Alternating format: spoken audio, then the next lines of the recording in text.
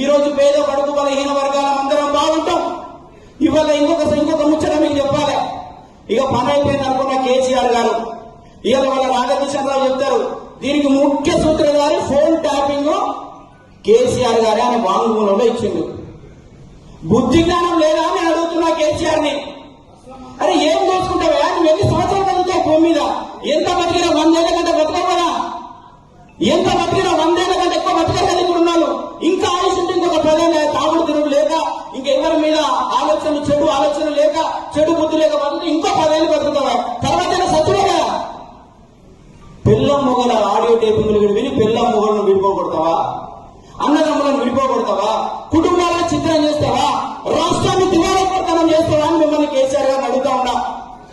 అలాంటి కేసీఆర్ మీ వాదనకు వస్తే తరిమి కొట్టండి. నువ్వు మాకు ఏం చేసిన వారి తరిమి కొట్టండి. కాబట్టి మిత్రులారా, మీ అందరికి ఒకటే చెప్తా ఉన్నా, తెలంగాణ రాష్ట్రంలో రేవంత్ రెడ్డి గారి నాయకత్వంలో చాలా బాగా ప్రభుత్వం ఉంది. వాళ్ళు ఇచ్చిన హామీలను 10 ఏళ్ల తర్వాత కూడా అమలు చేయలేకపోయారు. కానీ కాంగ్రెస్ పార్టీ ఇచ్చిన హామీలు ఇప్పటి వరకే మేము అన్ని అమలు చేసి చూపించినాము. అది ప్రజలకు తీసుకెళ్లాల్సిన అవసరం ఉంది. మళ్ళీ అదే గ్యారంటీ కార్డులు 5 గ్యారంటీ రూపంలో గ్యారంటీ కార్డులు మన ఎంపీ కడియం కావ్య గారి పేరు మీద, వీటన్నిటి మీద కూడా మీ గడపకు వస్తున్నాయి. ప్రతి గడపకు ఒక్కసారి కాకపోతే 2 సార్లు కూడా తీసుకుపోయిన తర్వాత వాళ్ళకి ఎక్స్ప్లెయిన్ చేయండి. మీ ఊళ్ళో ఉన్న సోషల్ మీడియాను యాక్టివేట్ చేయండి.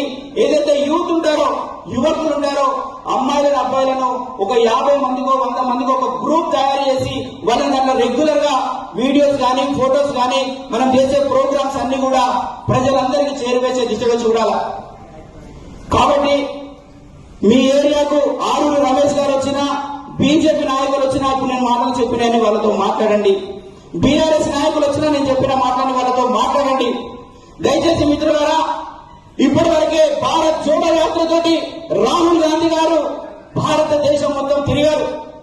అలాంటి వ్యక్తి మనము ప్రధానిగా చేసుకోవడమే మన కర్తవ్యంగా మనం భావించి మనం అందరం కూడా ఈ కాంగ్రెస్ అనే గొడుగు కింద వర్క్ చేసి కేంద్రంలో కాంగ్రెస్ పార్టీని తీసుకొచ్చి రాహుల్ గాంధీని ప్రధానమంత్రి చేసుకోవడమే లక్ష్యంగా పనిచేయాలని, మన వరంగల్ జిల్లాలో వరంగల్ పార్లమెంట్ అభ్యర్థిని భారీ మెజారిటీ తోటి మనం గెలిపించుకోవాలని ప్రతి ఒక్కరిని పేరున కోరుచుకుంటూ ఈ అవకాశం ఇచ్చిన ప్రజలందరికీ నమస్కారాలు తెలియజేస్తున్నాను.